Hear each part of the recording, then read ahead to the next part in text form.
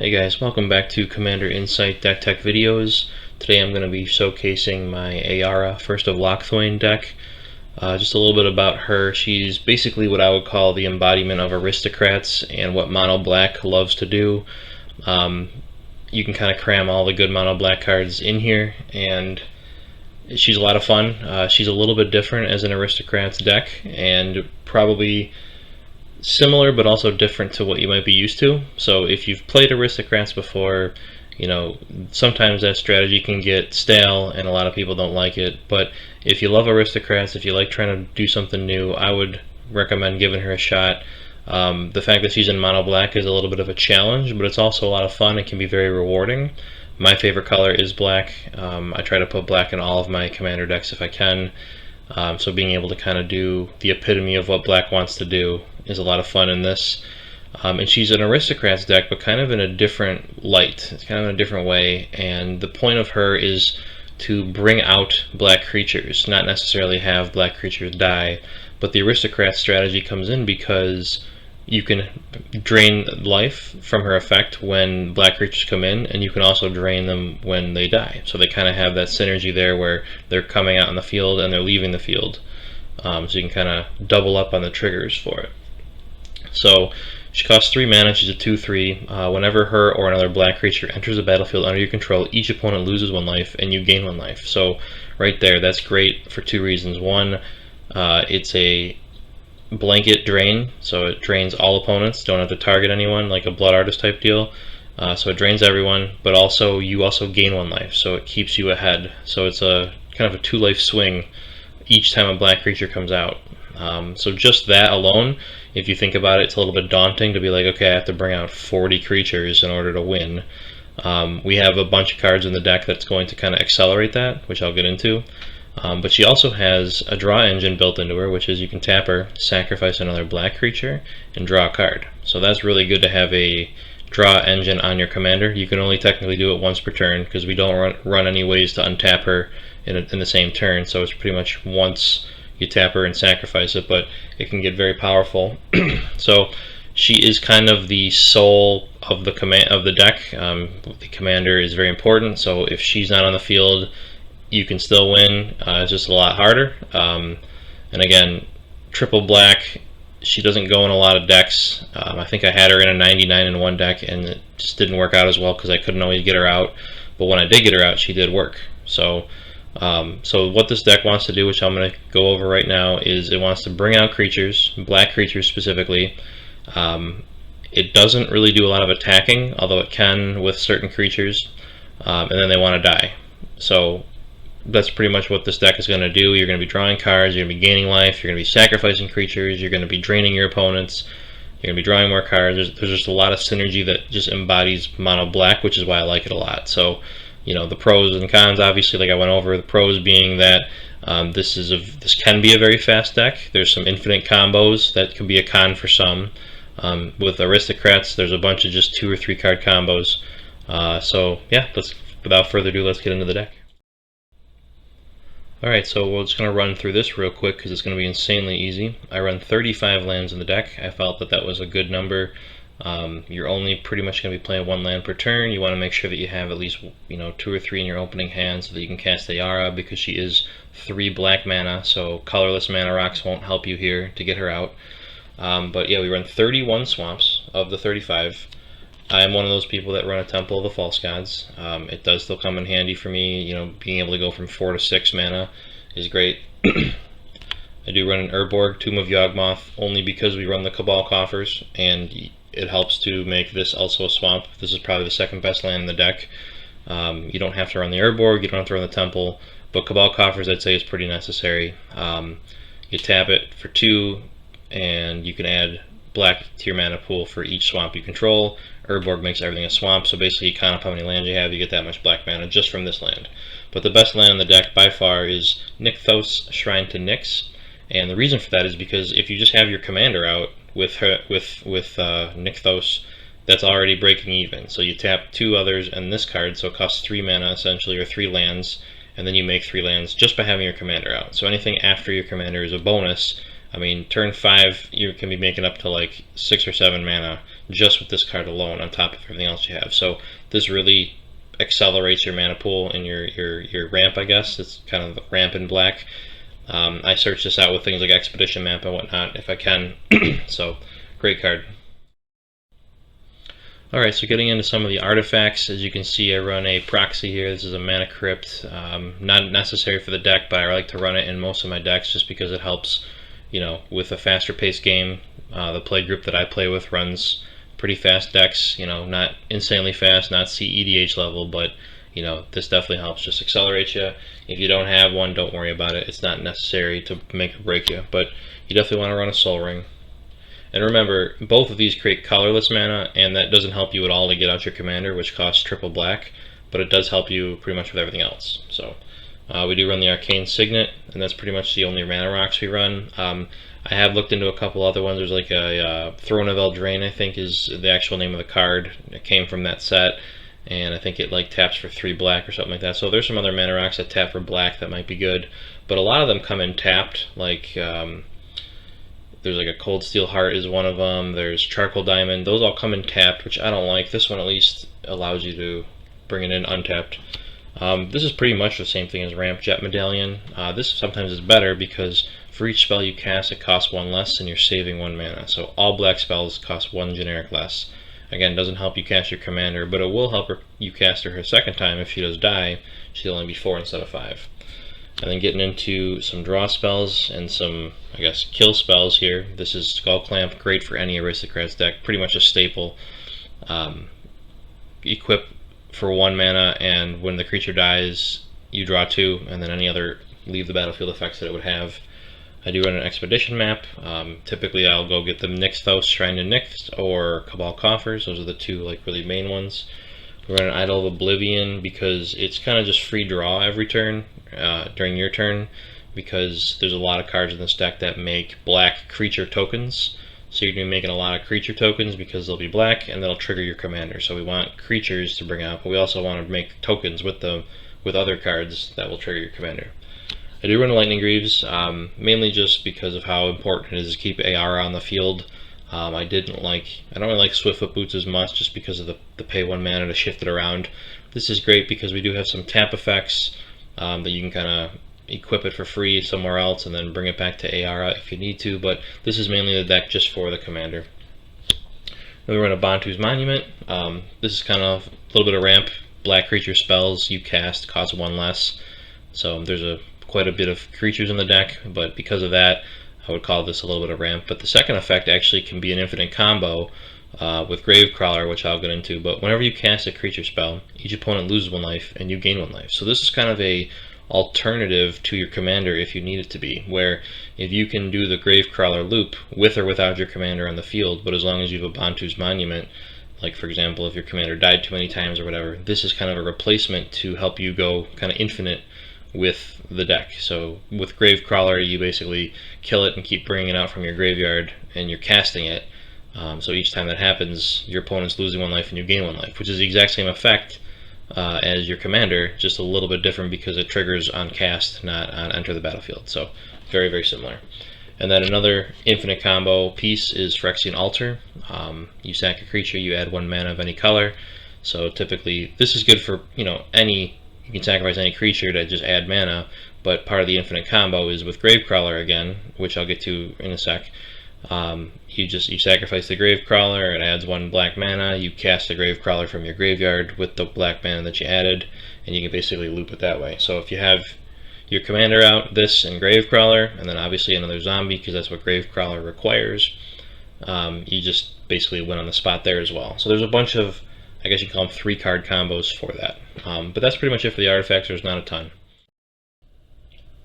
Alright, so now we're going to get into the creatures. I'm going to go through them as quickly as I can because it's probably the meat and potatoes of the deck. You know, I'm not going to say it for every single creature, but every single one of these that you bring out is going to trigger your commander to drain 1 and have everyone lose 1 and you're going to gain 1.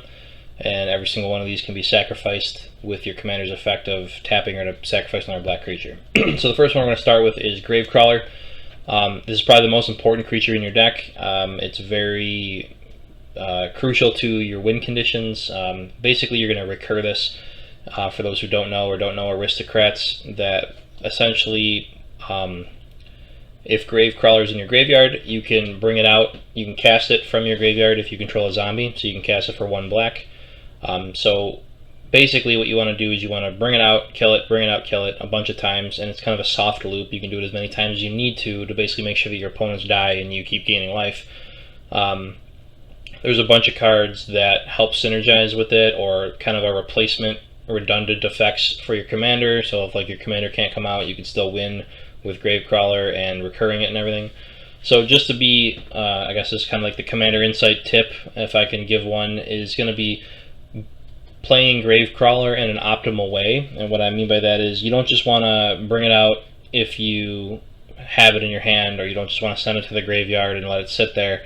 It's a very powerful card, and people are going to definitely want to get rid of it. So if it's in your graveyard and you can't bring it out, it's very at risk for getting your graveyard exiled. When you bring it out onto the field and it just stays there, it's at risk for getting exiled by target removal. So what you want to make sure is that you have a zombie on the field so that you can cast it from your graveyard if you need to, or that you have a way to sacrifice it at instant speed in case it gets targeted with an exile effect, so that it doesn't actually get exiled and you could sacrifice it instead. Other than that, you're going to want to basically assemble your soft loop and then kind of make the Gravecrawler come out, or from the graveyard and whatnot. You don't want to basically lead with the Gravecrawler necessarily. Just kind of a tip that I've found out is your opponents can easily shut it down by exiling it into your graveyard or exiling Gravecrawler. So with that, moving forward, we're going to get into some of the creatures. We run an Abhorrent Overlord. It's a 7-drop for 6/6 flying demon. When it comes out, you're going to make a number of 1/1 black harpies with flying equal to your devotion to black. That's great. At the beginning of your upkeep, you also have to sack a creature. Not a big deal because you're about to make a ton. You know, just with these 2 on the field right now, that's 5. So that's 6 life that you're draining everyone for just for coming out. Typically it's 7, 8, 9, you know, up to 30. Sometimes it's 13 devotion you have when you bring this out. So you make 13 harpies, drain everyone for 13. Then Abhorrent Overlord also drains 1. So it gets out of hand, and it's really great to recur too. We run a Vein Ripper. It's a kind of a more expensive Blood Artist, but it's 6/5 with flying as well, so you can kind of attack and swing in and do some damage. It also has got Ward to sack a creature, but whenever any creature dies, so anywhere on the field, target opponent loses 2 life and you gain 2 life. So now you've basically weaponized opponent's creatures dying too, so they don't have to think twice. If you have anyone who runs Ashnod's Altar combos, or just, you know, also has decks that want to kill creatures, you know, it's going to trigger this every time. So, you know, when there's a board wipe with 10 creatures, you can now put 20 life at someone and you gain 20 life. So this gets out of hand fast as well. And again, with Gravecrawler, it's an instant win. We run Maha, it's Feathers Knight. This is from the new Bloomborough set. I've been trying it out and I like it. And the reason why it's in the deck is mainly because of its ability to basically make your opponent's creatures base toughness 1. So it's got 6/5 with flying and trample, so that's pretty good as well. That means that you're going to get in with some damage. It's got Ward, discard a card. I'm not a fan of that. I don't like the discard a card because I think it's actually too easy. Most people will pitch a card to be able to target this because it's that important to get rid of. I wish it was like 2 or 3 mana, you know, so it was a lot more expensive to target it, but regardless, the fact that it makes all of your creatures, all opponents' creatures, base toughness 1 is great, because one of the downsides of this deck is it doesn't really do a lot of combat damage, and if your life total is lower than your opponent's, it's hard to win with some of the effects. So if they, you know, if you're going up against an aggro deck, or you're going against high power with trample, you know, this will help with that, because now they have to decide, do I want to swing in and have, you know, you block with anything and pretty much kill it, kill their creature, because it'll have a base toughness of 1. This also kind of stops things with, because it's all your opponents, so now they all have to decide between themselves too a lot of times. So it kind of shuts down combat for important creatures that normally could attack. Now it's your creatures are unaffected, so this 6/5 stays a 6/5. It's probably going to be the biggest thing on the board. We also run a bunch of other cards that can do 1 damage to a creature, or put a -1/-1 counter on a creature, which synergizes really well with this, because now you can basically target any creature, including, you know, commanders. Then we run a Grey Merchant of Asphodel. Guys are probably super familiar with this card. When it comes out, You drain everyone's life for the devotion of black, and then you gain that much life. So if you can kill it and recur it, you can basically just do a ton of damage. You know, like, so for example, it comes out, you drain everyone for 10, you get, then you lose, you know, they lose 10, you gain 30, and then also Ayara triggers, so everyone loses another 1 and you gain 1. But then if you can just recur it, you'll keep winning that way, but you sometimes don't even need to do that. Then we run the Great Unclean one. This is a Warhammer card. It's a 4/5. This basically does 6 damage the turn it comes out, and then 5 damage thereafter. So at the beginning of your end step, each opponent loses 2 life, so that just happens. Then for each opponent who has less life than you, you create 1/3 black demon creature named Plaguebearer of Nurgle. So you're probably going to be making 3 tokens off this every time, because you should have more life than your opponents, because you'll be draining them. You'll be draining them, and then you'll be gaining, so it's you're offsetting it even more. So when this comes out, deals 1. At the end step, it deals 2, and then you bring out 3 demons to deal another 3, so that's 6 life the turn it comes out, and then at the end of every end step after that, it's basically another 5. So this really helps speed up your win conditions and how quickly you can get to wins. Then we run an Endrixar Master Breeder. It's a 2/2. Whenever you cast a creature spell, you put X 1/1 black throw creatures on the battlefield where X is the spell's converted mana cost. So that comes out first. So as an example, let's say you cast a 3-drop. You cast 3. You're going to make 3 1/1 black thralls. It's going to trigger your commander for 3. Then the creature is going to actually enter. If it has an effect, it'll go off, and then it'll trigger your commander again. So pretty much, for every mana you pay, you're going to essentially get life to drain from your opponent. So each mana now is essentially life getting drained from your opponent, which is really good. It's efficient. But you just got to watch out, because if you control 7 or more of these thralls, you have to sacrifice Endrixar. So you want to make sure that as the thralls are coming out, you can kill them as well at instant speed or whatever, so that you don't ever get to 7. And that's why we really only run 1 7-drop. We run a Sir Conrad the Grim. This is another alternative win condition. He just triggers off of pretty much anything. It's crazy how many. He's got 3 different triggers. So whenever another creature dies, or a creature card is put into a graveyard from anywhere other than the battlefield, or a creature card leaves your graveyard, Sir Conrad deals 1 damage to each opponent. I'm not sure why it deals 1 damage versus lose 1 life, but it's the same thing in this regard. Whatever, we'll take it. So whenever anything dies, so any creature other than him, so whenever another creature of any type dies anywhere on the field, it deals 1 damage to each opponent. Then if a creature is milled or discarded, basically, from anyone's hand or anyone's deck into any graveyard, it's going to deal 1 damage to every opponent. And then when a creature leaves your graveyard and either comes out on the field or comes back to your hand or gets shuffled into the deck, whatever, just leaves your graveyard for whatever reason, if it gets exiled, it's going to deal 1 damage. So Gravecrawler, basically dying and coming back, is going to trigger this 2 times each iteration, and you're going to basically drain the board just by basically killing Gravecrawler, dealing a damage, casting it from your graveyard, dealing another damage, regardless if your commander's out. So this is a great card to keep in this deck for that reason. And we run Witch of the Moors. I've been looking for a deck for this, and this is a great spot for it. It's a 5-drop, 4/4 with Death Touch, which is great. At the beginning of your end step, if you gain life this turn, each opponent sacks a creature, and you can return up to 1 target creature from your graveyard to your hand. So the second part is optional. You don't have to return a creature if you don't want to. So, based on what you have. But just when this comes out, if your commander's already out, you're going to gain 1 life by triggering your commander's effect. So you're going to guarantee get it from that. And then all you have to do thereafter is bring out any creature from your deck, bring out any creature, whether it's a token or not, and it's going to trigger Witch of the Moors. You just have to gain 1 life, which is extremely easy in this deck, and it's going to trigger her. So you're going to basically get it every turn, which is why I think this is one of the best decks for her. Then we run a Balthor the Defiled. I found this card in my collection. It's kind of an older card. It's a 2/2 zombie dwarf legend, so the fact that it's a zombie helps a lot. It synergizes with Gravecrawler. All minions get +1/+1. That's irrelevant. Don't even worry about that. You could scratch that off the card and it wouldn't matter. But the big effect is the second effect. So you pay triple black. You remove him from the game. Each player returns all black and all red creature cards from their graveyard to play. So this is kind of like the second half of Living Death without having to sacrifice the board. Now it only applies to black and red. You don't have any red, but your opponents might, so just, watch the graveyards, see what's coming back. Remember that all of your effects trigger first, but they'll resolve last, because simultaneous effects go on stack, and you get priority. So you bring back all your creatures, they'll all get their enter the battlefield effects, they'll all trigger your commander, those will all go on the stack.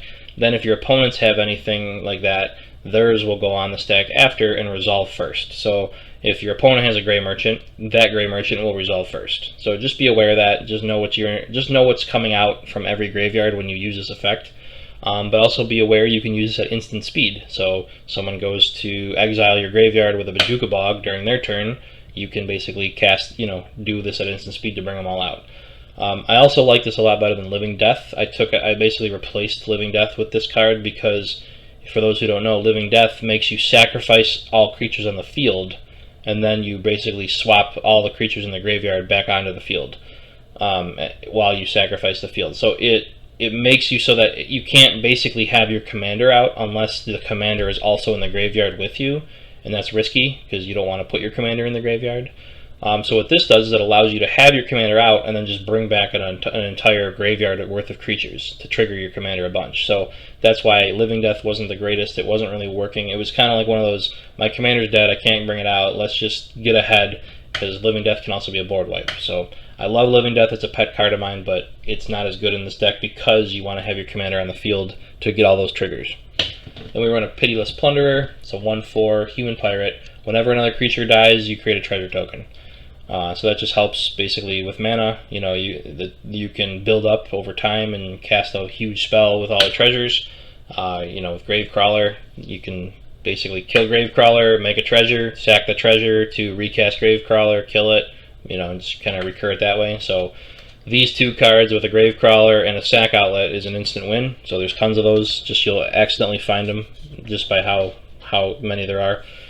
Then we run a Bloodletter of Aclazotz. This is a flying 2/4 vampire demon. If an opponent would lose life during your turn, they lose twice that much life instead. So just be aware that it's only your turn, but if they would lose any type of life, even damage causes life loss, they would lose twice the amount. So now you basically just cut your goal or your journey of draining everyone for 40, you've cut it in half to 20.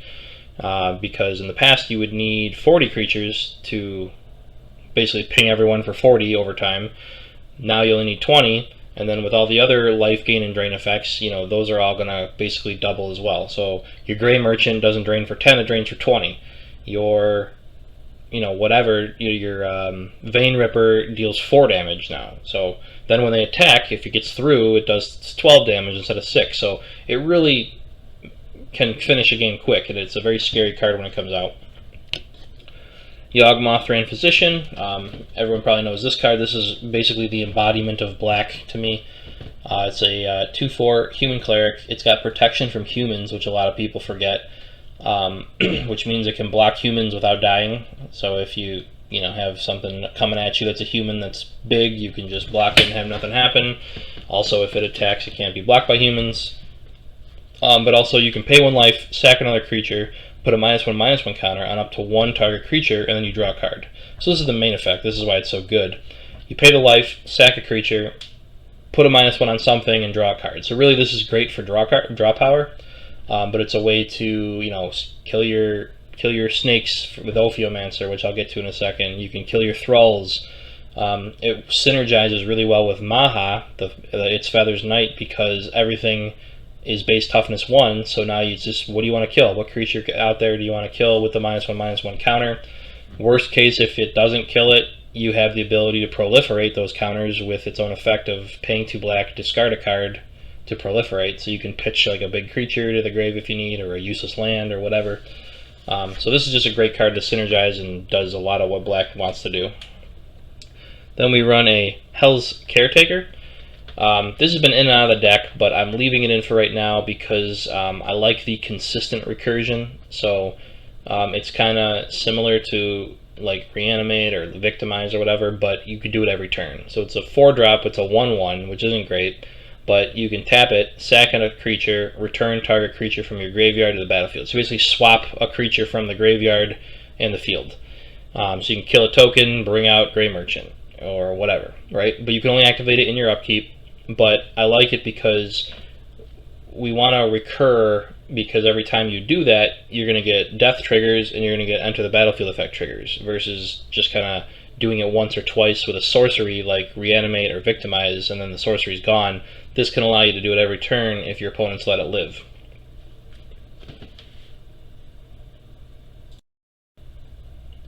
So next up we have Chittering Witch. It's another 4-drop.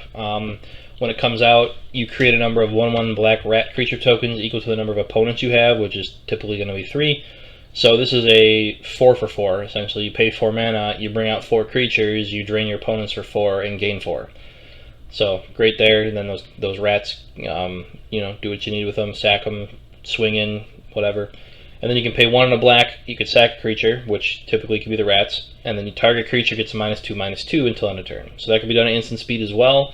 Yes, you got to leave up mana for it, which is not my favorite, but you know, -2/-2 is pretty hefty. It can get around a lot of big creatures, but then again, it also synergizes well with the Maha. You know, Maha making everything base toughness of 1, -2/-2 to it. So then we run an Auric Lore Mage.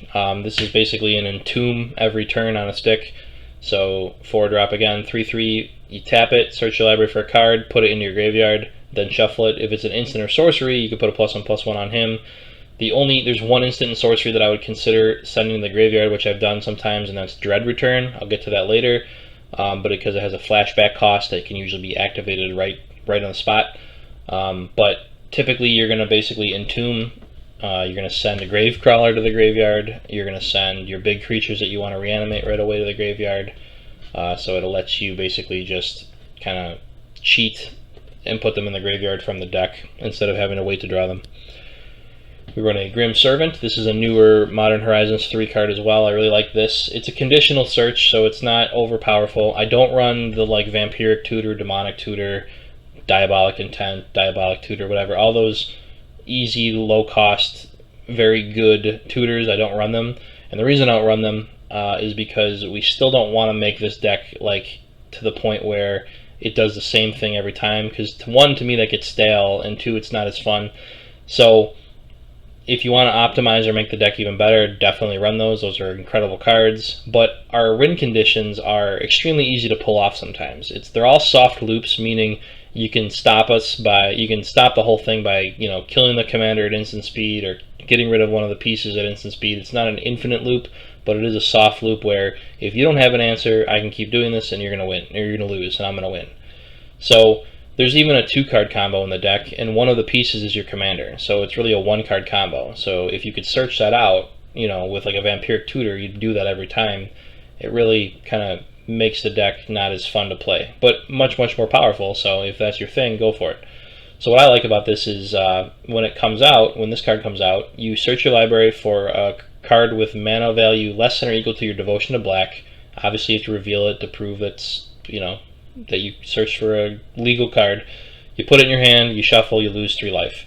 So if just this comes out, you only have 1 devotion. If this is the only permanent on the field, or you know your only devotion is just him, you can still get a Gravecrawler or a land, but this requires you to have a little bit of a setup to really get, you know, anything you want. The highest card you'd want to get is a 7-drop.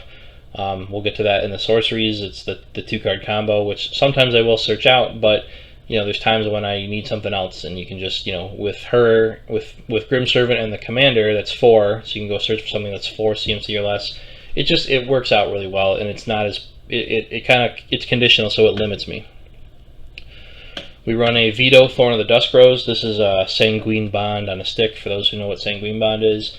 But basically now we're going to start weaponizing our life gain. So anytime you would gain life, target opponent loses that much life. So that's great, because every time a black creature comes out, our commander lets us gain 1 life. So now we can start throwing it at other people with the life gain. And then also the added bonus of you can pay 5 and all creatures you control gain lifelink until end of turn. So you have a bunch of zombies, you have a bunch of 1/1 rats, you have a bunch of just low power creatures. You're probably not worth attacking, but then you give them lifelink, you swing them all out. Doesn't matter if they die or not. If they do die, you probably have death triggers, and then if they don't, they'll make it through. You'll do damage, you'll gain life, and now you can essentially throw that life that you gain around as well. So it really helps out. Think of this too with Gray Merchant. You know, you're gaining 10, everyone's losing, or you're gaining 30. Everyone loses 10, you gain 30, you can now just throw 30 life at someone. So you can essentially kill them on the spot if you're going to be gaining 10 with that. Then we run a Marauding Blight Priest. Very similar effect, except it doesn't matter how much life you gain, it's always going to make them lose 1 life. So whenever you gain life, each opponent loses 1 life. That's fine because the typical amount is 1 life. You know, it's going to be from your commander. Every time your commander triggers, you're going to gain a life. It's going to trigger something like this or veto, and then they're going to lose a life. But this one does have a blanket, so everyone loses 1 life. So it just helps, again, stack up how much life and damage you're actually doing per creature that comes out. So it just cuts your goal in half. Ophiomancer, this is a great token generator. At the beginning of each upkeep, if you control no snakes, you create a 1/1 black snake creature token with Death Touch. So that's great because you can essentially be triggering your commander in your opponent's turns as well. So the goal is, your job, if you can, is to kill the snake by the end phase of every turn, so that in the next upkeep you're going to make a new snake, trigger your commander, and now you're going to keep a 1/1 black creature with Death Touch on the battlefield, which will prevent, maybe not prevent, but make people think twice about attacking you, because nobody wants to throw creatures at you for you to just block their best thing, especially when you already want the snake to die. So leaving the snake up during combat and then sacrificing it with something in the end step and then getting another one. Your commander can even tap to kill it in at least once in a round. So really great card. We run a Lord Skitter Sewer King. It's a 3/3. Whenever another rat comes into the play under your control, you exile up to 1 target card from an opponent's graveyard. So now you have some removal from the graveyard, shuts down some graveyard decks, or just things that you know your opponents are going to want to recur. Or if you're setting up a play to recur a lot of creatures from your own with the Dwarf Lord guy. And at the beginning of each combat, on your turn, you create a 1/1 black rat with this creature can't block. So 2 things here. 1, it's going to make a token every turn, which is going to be useful. It's going to trigger your commander. But also, the rat can't block. There's a bunch of cards, there's a bunch of tokens, there's a couple creatures that all say that they cannot block. So you can have like 7, 8 creatures on the field, and like half of them won't be able to block. So you just got to be careful, because it could deceive you, and you think, oh, I have 8 creatures, I'm fine. Oh, but half of them can't block, so I really only have 4, and they're all pretty important that I don't want to block to kill, have them die. So just be aware of that, be conscious of that, so these creatures, these rats that come out, you can swing them out, because who cares if they die, you'll make more, but they can't block, so there's really no point in holding them up unless you're going to be sacrificing them another way. Then we run a Darkstar Augur. This is essentially a Dark Confidant ×2. It's from the new Bloomborough set. You pay 3, you can bring it out, or if you want to pay an additional mana with the Offspring cost, what basically will happen is you'll make a copy of this. You'll have 2 of these that come out, so you'll have two commander triggers from it. But they're 2/3s with flying. At the beginning of your upkeep, you reveal the top card of your library, put that card in your hand, lose life equal to its mana value. I like these because it's essentially a pseudo draw. You don't actually draw the card, but you'll reveal it, put it in your hand, so it's just like drawing, you +1 from it. And honestly, you don't run a ton of high mana cost. We do run some 5s, a couple 4s. So you're not going to be losing a ton of life every turn from it, even if you have 2 out. So usually you'll be like, all right, I hit a land that's 0, I'll hit a 3-drop, all right, I lose 3, then I draw my card for turn. You just had you just had 3 cards added to your hand. And then on top of that, you're also in a life gain deck, so you're going to offset the life total that you lose from this pretty well, but the cards you gain is going to really help replenish your hand. You can also run Dark Confidant as well. I don't. I think this is fine. If you don't want to, you can just cast it normally for 3. If you do want to, you have the option of paying an additional to make 2 copies. So it's basically Dark Confidant ×2, but with flying as well. Then we run a Morbid Opportunist. Whenever 1 or more creatures die, you draw a card. It can only trigger once per turn. So the goal of this is to basically kill something of yours at the end step, so you draw a card if nothing else has died. This does trigger when opponent's creatures die. This triggers on the Ophiomancer Snake if you can keep killing that. So you'll draw a bunch of cards from this. Just pay attention to it. Make sure you're paying attention to the fact that other creatures can die, and you can only do it once per turn. We got Plague Crafter. When it enters the battlefield, each player sacks a Planeswalker or a creature, and then if they can't, they discard a card. So this is probably the most powerful of this type of effect, mainly because it's a 3/2. It's the highest, the best power toughness, but also it basically always makes sure that you're hitting something of their opponents. So if your opponents have creatures, they have to sack. If they only have Planeswalkers, they have to sack a Planeswalker, which can be detrimental if they have ways to protect it, or they're stopping you from attacking it and they're about to ultimate and you just get rid of it. Or if they have none of that, then they have to discard. So you're basically depleting their hand, worst case. So recurring this guy is great. And we also run the Fleshbag Marauder, very similar, but it's just for creatures, so each player sacks a creature. It's in the deck because it's also a zombie, so there's times when you need the zombie to stay on the field, and this comes out, you sacrifice something else of yours, and now Gravecrawler can be cast from the graveyard, and he's online, so it helps out a lot. We also run a Warren Soul Trader, new card from Modern Horizons 3. Love this card. This is amazing. I can't believe they printed it, I guess. But this is a win condition with your commander out. So you have these two and a Gravecrawler, whether it's on the field or in the graveyard, and you win with a soft loop. You pay 1 life, sack the Gravecrawler, create a treasure token. Sack the treasure token for a black, cast Gravecrawler from the graveyard, because Warren Soul Trader is a zombie, which is great. Your commander triggers, and it's going to offset the cost of paying 1 life each time. So you're going to pay 1, sack the token, bring out Gravecrawler, everyone loses 1, you gain 1, so you don't actually lose any life from Warren Soul Trader's effect because of it, and you just keep doing that over and over again until you win. Starscape Cleric, another new Bloomborough. I like this card a lot as well. Again, more weaponizing of life gain. It has the ability to do the Offspring. Offspring costs a little high for 3, but there's times when you have the mana and you don't have anything else and it's worth it, so you make 2 copies of this. They'll both come out, you'll drain 2 and gain 2, and then they'll both trigger, and it'll cause everyone to lose an additional 4. So it does add up, having 2 of them on the field. Also recognize that this creature cannot block, so the token can't either, but it is a 2/1 with flying, so it can get through that way. Whenever you gain life, each opponent loses 1 life. So another, doesn't matter how much life you gain, and it's a blanket effect, all opponents lose 1 life, so you don't have to target anyone. So again, can get really out of hand, it builds up great. Then we run a Skirk Ridge Exhumer. This is a really weird one, but I stumbled across this just in my collection.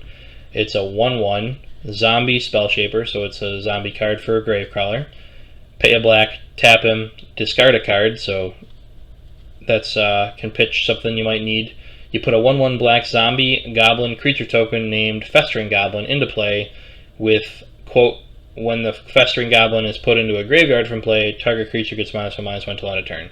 That's a lot of words. Basically, you bring out a goblin, you bring out a zombie goblin. When the zombie goblin dies, you can ping a creature for 1 till end of turn. But again, that synergizes well with the Maha. It also brings out 2 zombies, so you can kind of do what you need to with that for Gravecrawler. Helps you discard a card if you need to. Brings out more black tokens. So a lot of fun stuff there. Then we run a Jadar, Ghoulcaller of Nephalia. At the beginning of your end step, if you control no creatures with Decayed, you create a 2/2 black zombie creature token with Decayed. So what Decayed is, there's a specific token for Decayed zombies. I'll throw it up. I'll just throw it here real quick. They're 2/2s, but they can't block. And then when it attacks, you sacrifice it at the end of combat. So it basically gets rid of itself. It's like a quick, one-time thing. But it is a black creature, so it'll trigger your commander each time it comes out. And what's nice about it is it sacrifices itself by attacking, and it's the only Decayed thing that we run. So you want to attack with it. If you get through, great. You can even sacrifice it before it would technically sacrifice itself. You can sacrifice it to Ayara to draw a card, and then when you go to your end step, you're going to make a new one. But again, that can't block, so it's not great defense fodder, but it is great for triggering your commander and over again, which is the goal. And then what we're going to run next, we're going to go with a Orcish Bowmasters. So again, thinking Maha, it's Feathers Knight. for those who don't know who Orcish Bowmaster is, it's a card they should have never printed. It's kind of crazy that they even did. But it's got flash. Here, the camera's not focusing, so let me do this. There we go, it's better. It's got flash, it's a 1/1. When it enters the battlefield, and whenever an opponent draws a card except the first one they draw in each of their draw steps, Orcish Bowmaster deals 1 damage to any target, and then you amass Orcs 1. So, there's a lot going on here. If we got the Maha Feathers Knight out, this is an amazing card because you essentially can ping a creature for 1, do 1 damage to any target, so that can be a player, but it could also be a creature. You deal 1 damage to something that has a base toughness of 1, kill it, right? That's great. Then you're going to bring out an Orc army, and that's going to trigger your commander as well. So for this coming out, it's going to trigger your commander twice. Then, if you know people are going to be drawing outside of their draw step, which a lot of people are doing these days, that's kind of why this card was made, to kind of combat that. If you can sacrifice the Orc army before you amass again, you can bring out another token. So for those not familiar, the amass mechanic is you create an army if you don't control an army, but if you do control an army, you just put a +1/+1 on that army. So it builds up the army, or you make a new army. So you don't really want to be putting +1/+1 counters on the army because they're not really helping you that much. So if you can, in between each trigger, kill the current one that you have, you can keep making new ones which will trigger your commander, and you still get to ping someone for 1. So you can essentially do a lot of damage with this. If someone, let's say, draws 3 cards, you're going to have 3 Orcish Bowmaster triggers. You can bring out the Orc army, sacrifice the Orc army, have the next one come out, bring out another new Orc army, sacrifice it if you have stuff to do it at instant speed, and you know what I'm saying? And now you're doing 3 damage from Orcish Bowmaster, 3 damage from the Orcs armies coming out, with Ayara, and it just keeps building that way. So this is a really great card for this deck. Then we also run a new card. I love this card. It's Accursed Marauder, also Modern Horizons 3. This one might be one of the best ones. 1, because it's only 2. It's a 2-drop, but 2 because when it enters the battlefield, each player sacrifices a non-token creature. So this is great because if you guys know, and if you have this experience, but there's a lot of times when your opponents have creature fodder in the form of tokens like 1/1 soldiers or saprolings or whatever, and they'll just sacrifice those instead of their good stuff on the field. Well, this forces them to sacrifice a non-token creature. You can just sacrifice this, so it applies to you, but that's not a big deal at all. It's also a zombie, so it's, if you don't want to sacrifice this and need to sacrifice something else, that's fine. But there's those decks that they have a wall of tokens and then their commander, it would make them sack their commander. It would just get right around the wall of tokens. So I really like this. It's cheap, it's a zombie, and it's great to recur it. Then we get into some of the aristocrats death triggers. We run a Marionette Apprentice, also from Modern Horizons 3. That's why I think I wanted to make this video shortly after Modern Horizons 3 came out, just because of how great the deck is with all the new creatures. So it's got Fabricate 1, don't worry about that. You basically put a +1/+1 or make a artifact creature, but it's colorless, so it doesn't trigger your commander. Whenever another creature or artifact you control is put into a graveyard, each opponent loses 1 life. So again, Gravecrawler loop, just with things dying of yours, you're going to trigger it, but also treasures. So whenever another artifact you control is put into a graveyard, anytime you sack a treasure, they're also going to lose 1 life. So you make 7 treasures off of the pirate, you sack 7 treasures, you're going to do 7 life right off the spot, then cast something big, whatever. So great card for that. Another soft loop infinite combo, the probably staple aristocrat card is Zulaport Cutthroat. It's basically our commander, but only when things leave the field. So when something dies, each opponent loses 1 life and you gain 1 life. Gravecrawler again, looping with that, or just over time with you killing stuff, it's gonna, you're draining life when things are entering, and now you're draining life when things are leaving, so it's great. We run the Blood Artist, mainly because we're trying to get redundant effects. It's, again, same thing. Whenever him or another creature dies, target player loses 1 life, you gain 1 life. So this is very similar to the Vein Ripper, but again, it doesn't matter how much life if you can do it over and over again infinitely, essentially, it doesn't matter how much life, or it doesn't matter that it's only targets 1 player, because you could still win that way. So that's why I run so many of these redundant effects that do that. But again, it's your opponent's creatures can also die, and it'll trigger Blood Artist as well, not just yours. Then we run a Viscera Seer. I think this is the best sack outlet at instant speed. It's a 1-drop, sack a creature, scry 1. That helps so much. The amount of times I've put lands that I don't need, or a big drop that I can't cast on the bottom, just for sacrificing things that I want to die anyways. And then last but not least, for our creatures, we're going to round out with Carrion Feeder, another instant speed sack outlet that's incredibly cheap. Again, this one can't block, so be aware of that. Sack a creature, put a +1/+1 on him. It's a zombie as well, so Gravecrawler synergy there as well. So that's pretty much it for the creatures. That's going to be the majority of the deck. You're going to be drawing a bunch, playing a bunch, triggering your commander, killing them, recurring them, just anything you can do to basically get your opponent down to 0 with your commander's effect.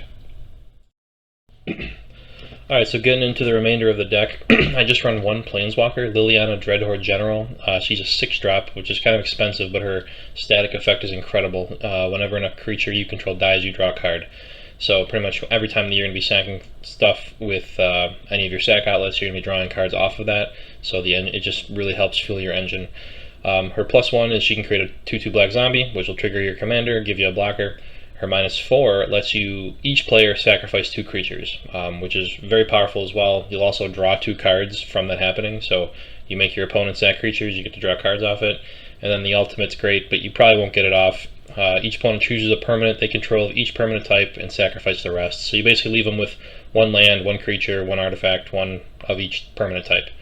I guess you could technically proliferate these loyalty counters with Yawgmoth Thran Physician if you can get it, but probably not. So moving into some enchantments, I run a Ripples of Undeath. This is one of my new pet cards. Again, also Modern Horizons 3. That set just had so many good cards.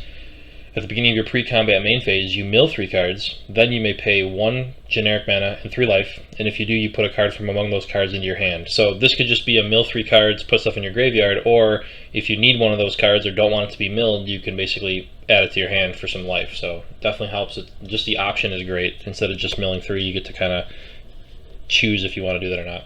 We run an Animate Dead because we are sending creatures to the graveyard either through sacrificing, discarding, milling, whatever. So being able to bring stuff back is great. That's what black likes to do. We run a Dreadhorde Invasion. The negative life loss is actually just a wash with this because with your commander out, you make a 1/1 zombie army, it drains everyone and you gain 1, so it offsets the losing 1 each turn as well. So that's great, and it makes tokens, so you're just bringing out more black creatures. Same with Bitter Blossom. Very similar, essentially it offsets, but this time you get a 1/1 black fairy rogue with flying, so that's nice, just to get some chip damage in or block flyers if you need to. We run a Zombie Infestation, so this is kind of a way to make a 2/2 black zombie and a black creature at instant speed by discarding 2 cards. So sometimes you have a lot of cards in your hand just from drawing too many, and you can discard them that way. Just pitch lands, pitch big creatures if you want to reanimate. You can kind of, design your hand how you want, so that's nice. And then, again, this can be done at instant speed, and the zombie comes in untapped, which a lot of zombie tokens come in tapped usually, so it's nice that it doesn't. And then last for the enchantments, we run a Bastion of Remembrance. So what this is, basically, is a Zulaport Cutthroat on a stick, or I'm sorry, not on a stick, as an enchantment. You create a 1/1 white human soldier when it comes out, which is irrelevant. Doesn't trigger your commander, and you can't sacrifice it to draw a card with your commander either, because it's not black, it's a white one. So it's kind of just a useless creature that you can, use as fodder if you need. But whenever a creature you control dies, each opponent loses a life, and you gain a life. Pretty standard, similar, redundant effect that a lot of cards in this deck do. But again, this is on an enchantment, so if they wipe your board, this effect still stays, stuff like that. Just another replacement for your commander if you can't get it out. Then moving into the sorceries, or instants and sorceries, we're going to run a Village Rites.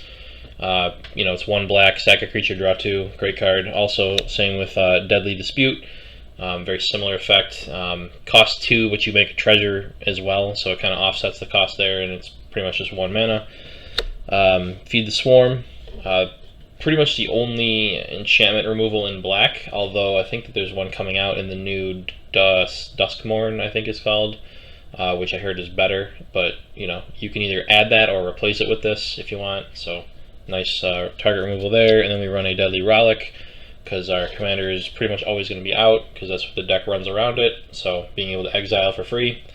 And then similar, another kind of no cost is Flare of Malice, again, Modern Horizons 3. Instead of paying the mana cost, you can basically sacrifice a non-token black creature, which you should have some that you're willing to sacrifice, and then each opponent sacrifices a creature with the creature or planeswalker with the greatest mana value among them. So that just helps get rid of the big stuff. We're going to reanimate. Typical pay 1 black, bring back a creature, you lose life equal to its converted mana cost. We're going to victimize. I love this card. It's one of my favorite, especially for reanimation. It's just basically a 2-for-1. You sacrifice a crappy token and you get back 2 big creatures or 2, game enders, essentially. Here is the Dread Return I mentioned earlier that you can send to the graveyard with the Auric Lore Mage, Auric, whatever. The in-2-mana stick guy, and you can send this to the graveyard, and then you can use the flashback cost to sacrifice 3 creatures to cast it if you need to. So you sacrifice 3 tokens, bring back, something big, like the Abhorrent Overlord or something. We run a Buried Alive just to set up our graveyard, put some of those creatures that we want, like Gravecrawler, in the graveyard. We also run a Final Parting. This is the other search card that I run. I like this a lot. It costs 5 mana, so it's expensive for a search card, but you basically get to search for 2 cards. You put 1 in your hand, 1 in the graveyard. So probably the best play, if your commander's out and you cast this, you want to send Gravecrawler to the graveyard, and then you want to grab War and Soul Trader to your hand, and essentially if you can cast the War and Soul Trader, it's pretty much going to be a win on the spot because of the loop that you can now do with a Gravecrawler in your graveyard, War and Soul Trader out, which is also a zombie, to trigger the ability for Gravecrawler to keep getting cast, right? So that's great. Or you can just whatever 2 cards you need. And then last but not least is the 1-card combo, basically. Plague of Vermin. This is a lot of fun if you pull this off. 7 mana, so it is expensive. You're not going to be doing it right away, which is, I guess, the fair part about it, is it's a 1 in the 99, and if you're not searching for it, you got to draw it. And then when you do draw it, you got to cast it. And if your opponent removes your commander before this goes off, you could kind of screw yourself. So you got to be careful, but it's still a lot of fun. It's why I like this deck so much. But basically, starting with you, each player can pay any amount of life. You repeat this process until no one pays life. They're probably not going to pay any life, by the way. So then each player puts a 1/1 black rat creature token into play for each 1 life that they paid this way. So if you have the highest life, let's say you're at let's say 25, and all your opponents are at 15 or 20 or even 24. As long as you have the highest life, you can pay up to 1 life so that you're alive, and then you make that many rats, and then your commander will trigger that many times and pretty much drain the whole board. So if you're at 25 and the rest of the board is 20 and under, you could pay 21 life, and you make 21 rats, and then your commander triggers 21 times, you gain all that life back, drain everyone for 21, and you win on the spot, essentially. So again, if they remove your commander, that sucks, because then you don't get to gain the life back either, so you could screw yourself. That's why I try not to go down to 1 life if I can help it, although you will still have the rats. But yeah, so yeah, that's pretty much the deck. Like I said, I haven't seen a lot of updates for this deck tech in a while, so I wanted to make some, and I really liked just how it's been playing. I've been updating it a lot, and I'm going to continue to update it, but I wanted to get something out there because I haven't really seen anything in a while that's giving some love to Ayara, who to me is one of the better aristocrats. Probably not the best because she's in mono black, and I'm sure that black and white is probably the best for aristocrats. However, the ability to just bring creatures out and she triggers is even better than dying, right? Because you can do damage with those creatures too by attacking. So when they come out, she drains the life. You can swing in and attack if you need to, and then you can kill them and do life with all the other effects, and that's why we run so many redundant ones. So let me know what you guys think. Feel free to comment, and I love hearing builds if you guys have anything that is unique or just what you love about it, and kind of get the conversation going in the comment section to see what other people do. So we'll see you on the next one.